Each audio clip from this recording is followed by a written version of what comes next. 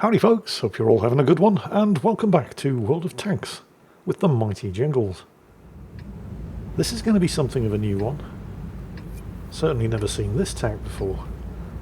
This, being played for us today by Shana, is the Tiger Mouse. It's a German Tier 9 heavy tank featuring the hull of the VK4502 and the turret of the Mouse. This was the tank that people were probably most hoping to get from the Holiday Ops loot boxes.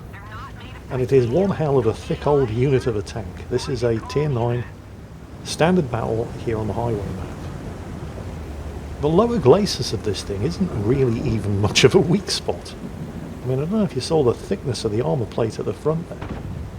It's only 130mm thick, but it's sloped back at 60 degrees, so its effective armour is more like 300. The upper glacis is even thicker, and also sloped back at 60 degrees, so its effective armour is more like 330, and of course it has a Mouse turret, with 300mm of frontal armour. It is a bit heavy though. It weighs 120 tons, and as you can see, even though it has a 1200 horsepower engine, that only gives it a specific power of 10 horsepower per ton.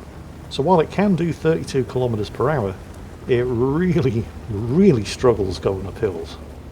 It's armed with one of those big old German 128mm guns, but this is not the same 128mm gun that you get on other German Tier 9s, like the Jagdtiger for example.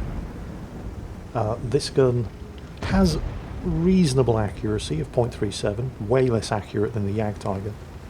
It has a reasonable aiming time of 2.4 seconds, way worse than on the Jagdtiger, but in particular it's got a horribly slow reload of 15.5 seconds. It's a whole 1,000 less damage per minute than what is basically the same gun on the Jagdtiger. Also, lower damage, 530 compared to 560, and lower penetration. I mean, the penetration's alright, it's 245mm. Oh, there you go. Not fully aimed. Snapshot, but then again the BZ over there wasn't going to wait for him to aim. So do not expect the Jagdtiger performance out of this gun. It's not a bad gun, but it's not great. Hang on a second, was that a... oh yeah, I was going to say, is that a Conway taking on enemy heavies face to face in the city? It was, he's dead. Because that's just what happens to Conways who take on enemy heavies face to face in the city here on this map. He actually scored a hit on the BZ there. That was unexpected. Again, it wasn't fully aimed. I didn't even see where he hit him. It happened too quickly. Oh, it looks like the TS5 is going around. Oh no. Never mind. To engage the C45. It looks like they're all going to do it. This is not a bad idea. But, you know, lead, follow, get out of the way. Pick one. Oh, he has to back up now to ensure that the friendly BZ can get out. So that was a bit of a wasted opportunity. Oh, this is not going particularly well. I mean, the scores are even. Well, they were.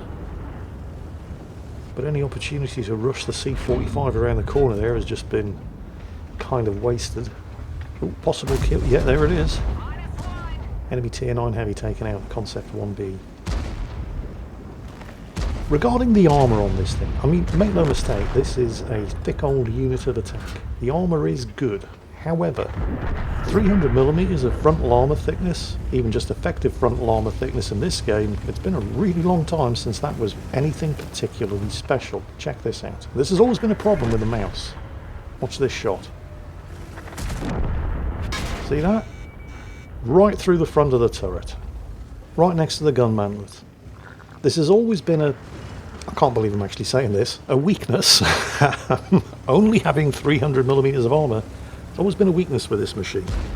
Well, not this machine, I mean the Mouse, but this machine, because this is a Mouse turret. He's running out of frames here very quickly, so he's backing off in order to not have to fight them all at the same time, which is a very smart move. Trying to close in and finish off the BZ, who is no longer alone. And he has taken a beating, but he's managed to get him. You see, Mouse drivers, and you'll see him doing it here. There, he's angling the turret. There we go. Because just relying on the only 300mm thick turret front in this thing has never been enough.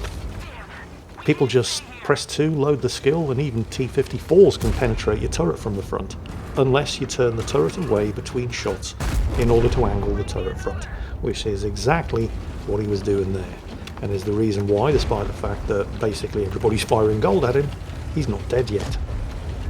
On the other hand, and I can't believe I'm actually being forced to say this, oh, that was unfortunate, he almost got the Rheinmetall Borsig. What is it with extremely fragile tank destroyer? Hang on, the T-103's not going to get him. 3 hit points. Oh, the Borsig driver's probably raging. But yeah, what is it with extremely... Oh, he's got him. Okay. Extremely fragile tank destroyers choosing to go face to face against big, thick armoured heavy tanks in the city on this map. It rarely ends well for them. What was I talking about? Oh yes. He's going to have to angle. I mean, he's doing everything right here. Although, you know, he is still taking damage, because this has always been the thing with German heavies. I mean, they do have thick armour, but the thick armour alone has never been enough. You have to angle it, or you just get chewed up by gold ammo. Or, in some cases, yes, Tiger 2, I'm looking at you, regular ammo. Okay, scores are even, 10 kills... enemy team just went ahead again, me and my big man. And there was somebody in the base. What was I talking... Oh yes, that was it. Yeah, I can't believe I'm actually having to say this, but I'm going to come out in the defence of gold ammunition here for a second. And this tank is one of the reasons why. Because, I mean, it's easy to just complain about gold ammo being used all the time and make jokes about people just rolling their face all over the keyboard, pressing the 2 key and loading the skill and just derping the shots right through your thickest armour, without taking the trouble to actually learn how to play the game and know where your enemy's weak spots are and, you know, aim for them. But tanks like this don't actually have any frontal weak spots. ELC's trying to spot whoever's in the cap. He's sneaking around. There's only one of them in there, but there are 3 enemy tanks. Oh, that's not good. He's just found one of them, unfortunately. That's the last thing he's ever going to see. However, Shana is able to at least avenge him, but that leaves no eyes on whoever is up there. And somebody's shooting at him. But here's the thing, this tank doesn't have any frontal weak spots. Aha, there's the pattern. Snapshot on the move, unsurprisingly didn't hit him, but, well, he's not going to stop and take the time to aim. He's going to have to keep going, because the enemy team are 40 seconds away from winning by capping. So he's just going to have to take the fire from the pattern, and then crawl up this hill with 10 horsepower per ton in order to reset the guard, who has to be the tank who's capping. But yeah, before things come to their conclusion here, I have to say, and again, I can't believe I'm actually coming out in defence of gold ammo here, but when a tank doesn't actually have any weak spots for you to aim for, what other choice do you have? I mean, this thing's got a machine gun port on the upper glacis there, on the radio operator's side, but it's not actually a physically modelled part of the tank. That is just one 200mm thick, 60-degree sloped upper glacis. Oh, there's the guard. He's got to make this shot. He's loaded the high explosive. He just needs to do some damage. There it is. With 1 second to go, he managed to reset the cap. Reloading the armor piercing now. And the guard and the pattern tank are going to have significant problems dealing with him here, because he has no frontal weak spots for them to aim for. Even the things on this thing that look like weak spots are not, like the machine gun port. Although I'm curious as to how a machine gunner is actually going to sit there, given that he's got about 2 feet of space in front of the engine, which is in the front of this tank. Oh, I don't know. As long as we're making shit up, why not? But yeah, it's difficult to really complain about the use of gold ammo when you're driving a tank like this that people have to switch to gold ammo for in order to penetrate your only real weak spot, which is the mere 300mm of armour on your turret front. And as long as you angle the turret between shots so people can't just dirt gold right through it, even that isn't a weak spot. Holy shit, he just did 500 ramming damage at a speed of 10 kilometers per hour.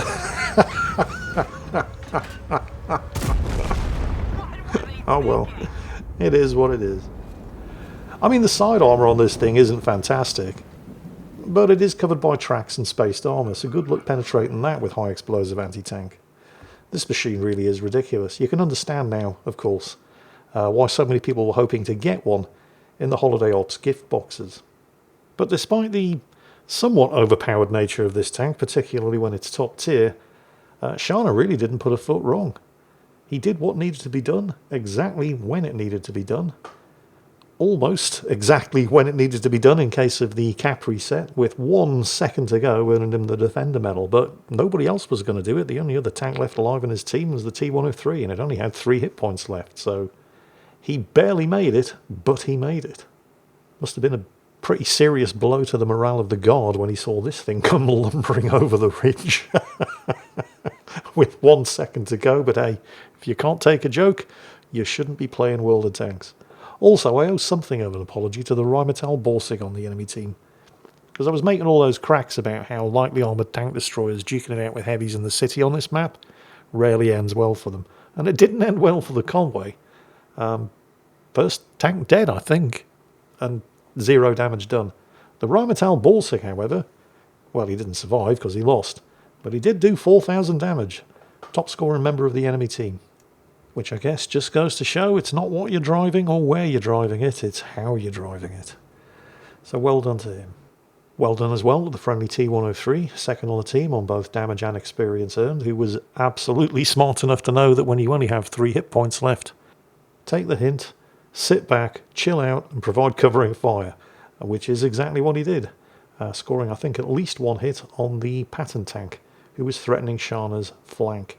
And of course, congratulations also to Shana.